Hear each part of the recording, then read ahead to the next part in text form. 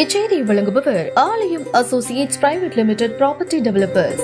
ஆலயம் associates private limited, number 52, third floor, 3B, Ram Darbar, sterling road, Nungambakkam, Chennai 6,34,000.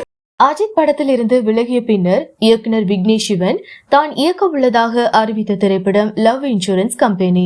7 screen studio சார்பில் லலித் குமார் இயக்கும் இந்த படத்தில் பிரதீப் ரங்கநாதன் ஹீரோவாக நடிக்கிறார். ஆரம்பத்தில் இந்த படத்திற்கு LIC என பெயரிடப்பட்ட நிலையில இது பிரபல மத்திய அமைச்சகத்தின் கீழ் இருக்கும் நிறுவனத்தின் பெயர் என்பதால ஒரு சில பிரச்சனைகள் வந்த நிலையில பின்னர் இந்த படத்திற்கு LIC என்பதை LIKவாக படக்குழு மாற்றியது.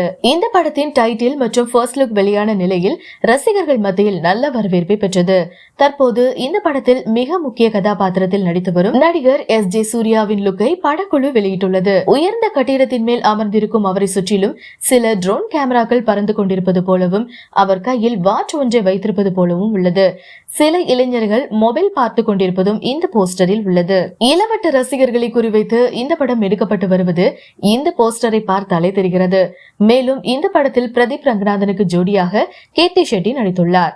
யோகி பாபு, ஆனந்தராஜ், மாளவிகா, சுனில் ரெட்டி உள்ளிட்ட பலர் முக்கிய வேடத்தில் நடித்துள்ளனர். சத்யன் சூரியன் ஒளிப்பதிவு செய்திருக்கும் இந்த திரைப்படத்திற்கு அனிருத் இசையமைத்துள்ளார். படத்தொகுப்பு பணிகளை பிரதீப் ராகவ் மேற்கொள்ளும் நிலையில் இந்த திரைப்படத்தை 7 ஸ்கிரீன் ஸ்டுடியோஸ் மற்றும் ரவுடி பிக்சர்ஸ் நிறுவனங்கள் இணைந்து தயாரித்திருக்கிறது. இந்த திரைப்படத்தில் LK விஷ்ணுகுமார் இணை தயாரிப்பாளராகி இருக்கிறார். இந்த படத்தின் படப்பிடிப்பு தற்போது எடுத்து முடிக்கப்பட்டுள்ள நிலையில படத்தின் போஸ்ட் ப்ரொடக்ஷன் பணிகள் விறுவிறுப்பாக நடந்து வருகிறது.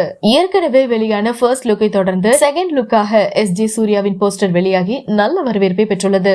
இயக்குனர் விக்னேஷ் சிவன் நானும் ரவுடிதான், காத்து வாக்குல 2 காதல் போன்ற வெற்றி படங்களை தொடர்ந்து இந்த படத்தை இயக்கியுள்ளார்.